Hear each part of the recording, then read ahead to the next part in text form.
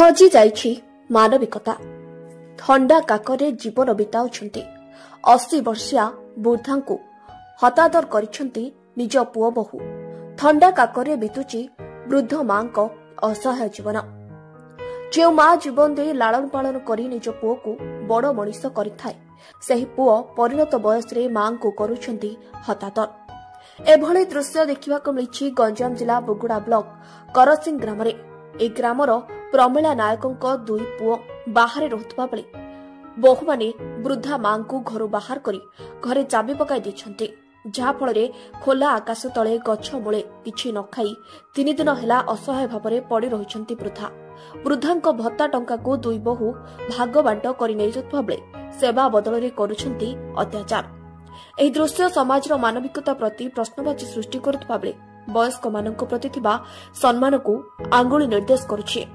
गंजामरू Ranjit जनांक report, Shri news.